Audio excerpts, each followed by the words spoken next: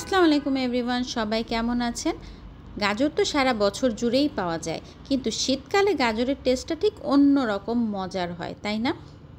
তো আজকে রেডি করছি গাজরের পায়েস। সেটার জন্য লাগবে চিনি, গাজর তো লাগবেই, সাথে লাগবে চাল আর গুঁড়া দুধ, আর সাথে থাকছে 2 লিটার দুধ।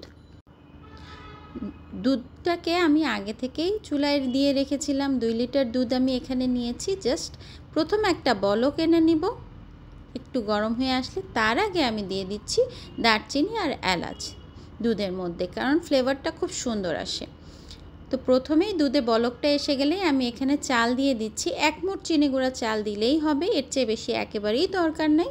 তো চালটাকে আমি দুধের মধ্যে খুব ভালো মতো ফুটিয়ে নেব, নাড়তে নাড়তে ফুটিয়ে নেব। দেখেন দুধটাও কমে এসছে আর চালটাও কিন্তু একেবারেই সিদ্ধ হয়ে গেছে। আর এলাচ আর দারচিনি যেটা দিয়েছিলাম ওটা কিন্তু আমি সরিয়ে ফেলেছি।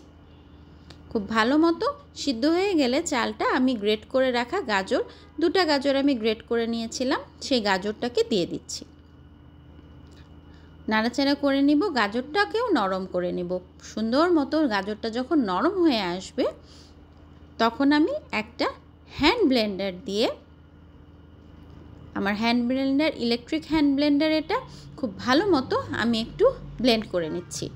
আমার খুব ক্রিমি একটা টেক্সচার লাগবে, এজন্য আমি ব্লেন্ড করে নিচ্ছি। এটা টোটালি অপশনাল, আপনাদের ইচ্ছা, কিন্তু খুব সুন্দর লাগে পায়েসটা। এই যে দেখেন কি সুন্দর স্মুথ আর কি অদ্ভুত সুন্দর একটা কালার এসছে। হ্যাঁ, এখন আমি এটার মধ্যে অ্যাড করে দিচ্ছি গুঁড়া দুধ। 3 থেকে 4 টেবিল চামচ গুঁড়া দুধ দিলেই হবে।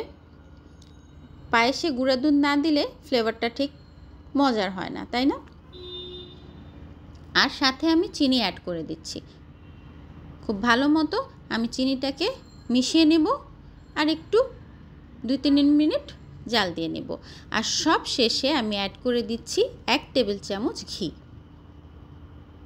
ঘি দিয়েও 2-3 মিনিট চুলায় রেখে জাস্ট চুলাটা বন্ধ করে দেব। খুব ভালো মতো মিশিয়ে নিতে হবে। আমার গাজরের পায়েস একদম রেডি। কি অদ্ভুত সুন্দর একটা কালার এসছে না? আর খুব সুন্দর একটা সার্ভিং ডিশে সার্ভ না করলেই ঠিক হয় না। এখন সুন্দর করে সার্ভ করে ফেলছি, আর উপরে বাদাম দিয়ে, কাজু বাদাম দিয়ে জাস্ট ডেকোরেশনের জন্য দিয়ে দিয়েছি। কেমন লাগলো আজকের রেসিপিটা জানাবেন। Thank you everyone.